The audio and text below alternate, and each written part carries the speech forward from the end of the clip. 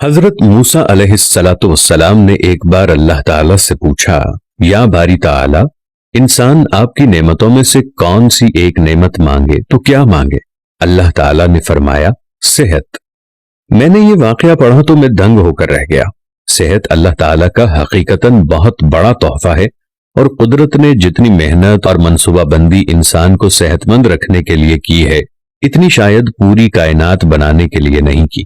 ہمارے جسم کے اندر ایسے ایسے نظام موجود ہیں کہ ہم جب ان پر غور کرتے ہیں تو عقل حیران رہ جاتی ہے۔ ہم میں سے ہر شخص 4,500 بیماریاں ساتھ لے کر پیدا ہوتا ہے۔ یہ بیماریاں ہر وقت سرگرم عمل رہتی ہیں، مگر ہماری قوت مدافعت، ہمارے جسم کے نظام ان ہلاکت آفرینیوں کو کنٹرول کرتے رہتے ہیں۔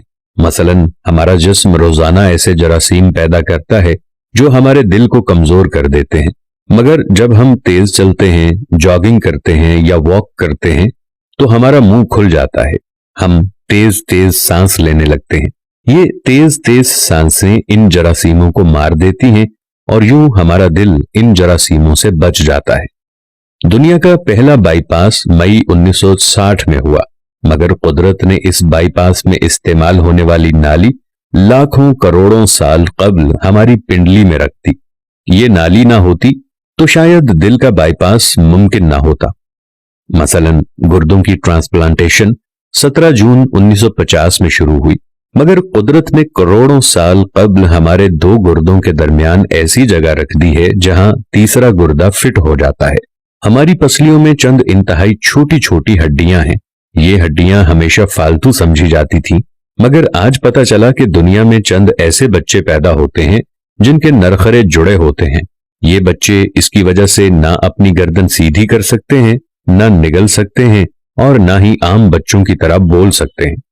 سرجنوں نے جب ان بچوں کے نرخروں اور پسلی کی فالتو ہڈیوں کا تجزیہ کیا تو معلوم ہوا کہ پسلی کی یہ فالتو ہڈیاں اور نرخرے کی ہڈی ایک جیسی ہے۔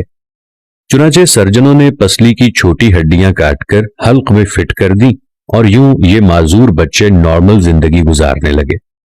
ہمارا جگر جسم کا واحد عضو ہے جو کٹنے کے بعد دوبارہ پیدا ہو جاتا ہے۔ ہماری انگلی کٹ جائے، بازو الگ ہو جائے یا جسم کا کوئی دوسرا حصہ ٹوٹ جائے تو دوبارہ نہیں اگتا، جبکہ جگر واحد عضو ہے جو کٹنے کے بعد دوبارہ اگ جاتا ہے۔ سائنسدان حیرت میں تھے کہ قدرت نے جگر میں یہ اہلیت کیوں رکھی۔ آج پتہ چلا جگر عضو رئیس ہے، اس کے بغیر زندگی ممکن نہیں، اور اس کی اس اہلیت کی وجہ سے یہ ٹرانسپلانٹ ہو سکتا ہے۔ آپ جگر دوسروں کو ڈونیٹ کر سکتے ہیں۔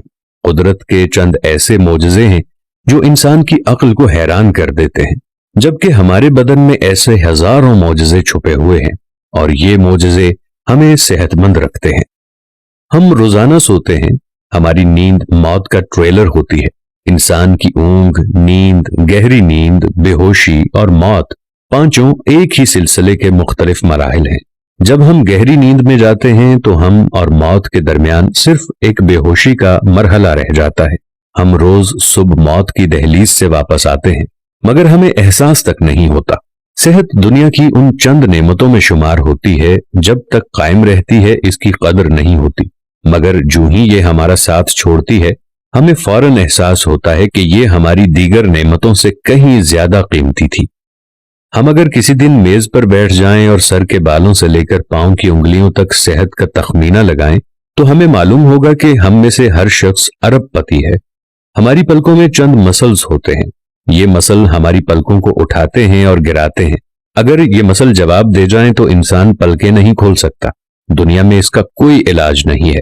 دنیا کے 50 امیر ترین لوگ اس وقت اس مرض میں مبتلا ہیں، اور یہ صرف اپنی پلکیں اٹھانے کے لیے دنیا بھر کے درجنوں ڈاکٹروں کو کروڑوں ڈالر دینے کے لیے تیار ہیں۔ ہمارے کانوں میں کبوتر کے آنسو کے برابر مایع ہوتا ہے۔ یہ پارے کی قسم کا ایک لیکوڈ ہے جس کی وجہ سے ہم سیدھا چلتے ہیں۔